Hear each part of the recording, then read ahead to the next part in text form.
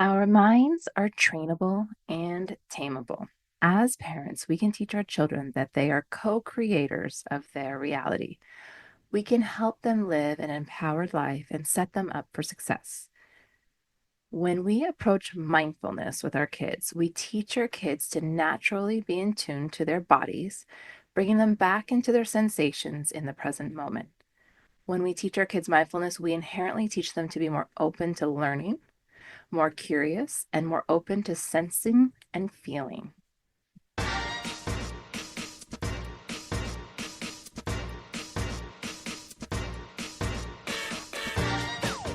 Hi, welcome back to Project Parenthood. I am your host, Chelsea Dorsage, licensed marriage family therapist.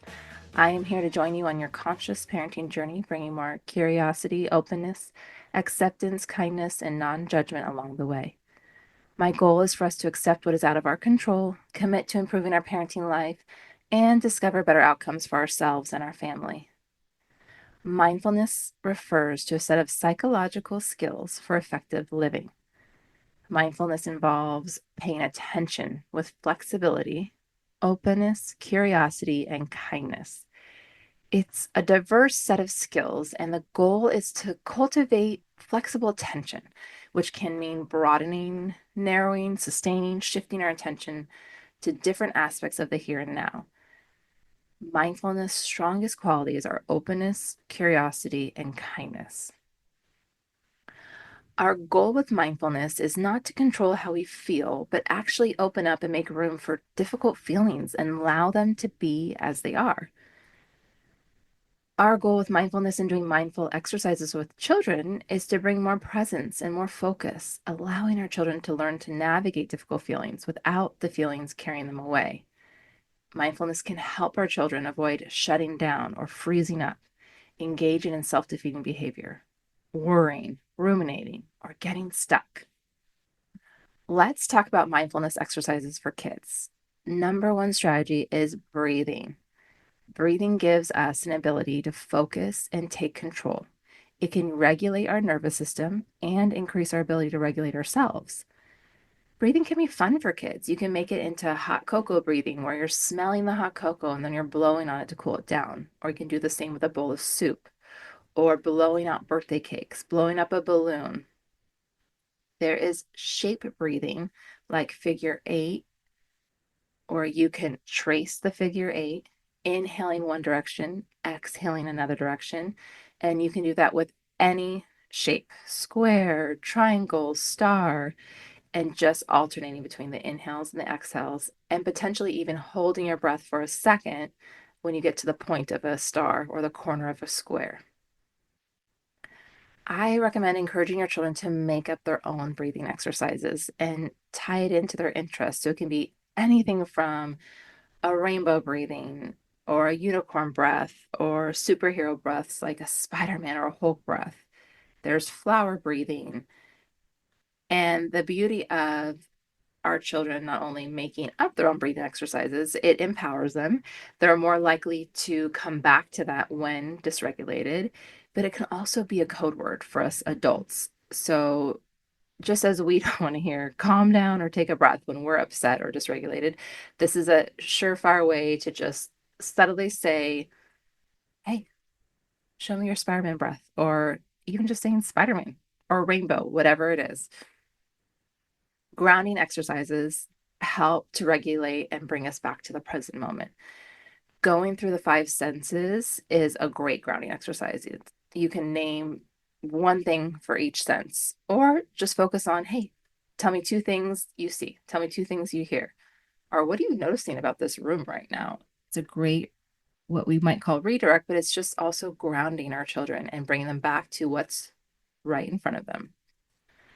Dropping anchor is a form of grounding, and the analogy is, which what might work better for kids is if you were climbing a tree, maybe even in a tree house, and a storm came in, you wouldn't stay up there. You would want to climb down to the ground and feel a little bit more secure. So climbing down and getting out of the tree house or the tree doesn't make the storm go away, but it makes you stronger and more able to ride out the storm. It's the same with the boat analogy, where a boat will drop its anchor or tie itself to the dock when a storm comes. does not make the storm go away, but the ship is able to brave the storm better. So, our goal with mindfulness and grounding and breathing is to help our children brave that storm of feelings or thoughts or memories that are coming up for them. We want to teach our children not to avoid or struggle or resist some of those bigger feelings, but to learn over time to accept them and use their energy to tap into skills to regulate. Guided imagery is another way to tap kids into grounding and mindfulness. And think of this as this too shall pass. So children can imagine leaves on a stream, clouds in the sky, or cars on a road. And their overwhelming feelings or their thoughts or those memories are those leaves, clouds, or cars. And they can imagine them traveling by, and they might occasionally get stuck on the creek or stuck in traffic, but they will eventually pass and move on. Teaching our children to let the thoughts and feelings that don't align with their values or are not helpful, we want those feelings, those thoughts, those memories to get on the train and leave or float on by like a cloud or a leaf on the stream. Let it keep going. Image substitution is replacing the current situation with a more desirable, calmer visualization to help ground your child and reset them to work through the problem. So maybe they're having anxiety or some worry, or they're ruminating, they're stuck, and they're feeling it in their stomach. So maybe they can start to picture their stomach as a more calm stream or a puddle of water that's just sitting there instead of this rushing waterfall that it might feel like right now. Having mantras or positive affirmations are helpful where kids can say things that bring them back to the present. It can be something as simple as focus or look at what's in front of you, or you are safe. Your heart is your superpower. You got this. I am strong. I am able. And finding words or phrases that resonate with them. If they choose a mantra or positive affirmation, they can even write it on a card or a piece of paper and decorate it and hang it up in their room or the bathroom or somewhere where they'll pass by it every day and have that reminder. Having a figurative happy place is something I do with a lot of patients, and we'll talk about and even draw and write it out what that happy place looks like and involving all five senses. So, in your happy place, what do you see? What do you hear? What do you feel? Are there any smells that you enjoy? What are you tasting? Maybe they're drinking something or eating something that brings them pleasure. And our goal is not for our kids to avoid what's going on in that moment by going here, but it's a grounding exercise. So where they can come here to this happy place, even if it's for 30 seconds, 15 seconds, then reset their breath, and then they come back to what is in front of them with their nervous system more regulated, they're more calm, and they're able to navigate that situation better. Reading books, drawing, and coloring are all great ways to get grounded and reset. So, having those on hand, especially when you're out and about with a lot of transitions with younger kids, it's nice to have those to help, yes, keep their attention, but to even it's grounding. I want to end today with a few exercises and acronyms from a mindfulness teacher, Roma Ketterpal. For your 2 to 6 year olds, think of the acronym SPOT. So you spot what you're feeling, you say it, and then you okay it. So it's awareness and then acknowledging and then giving permission for that feeling without judgment. 6 to 12 year olds, think of the acronym STOP. So you're slowing down, you're taking a break or a breath, you observe what is going on, and then you proceed. So you sit with it. We slow down. What's really going on? Is there something underneath? Like, am I just really hungry or am I just really tired? So that's that stop. For 12-year-olds and older, think of the acronym RAIN. So you're recognizing, you're accepting, you're investigating, then you're nurturing. So these can all be written out, they can be practiced.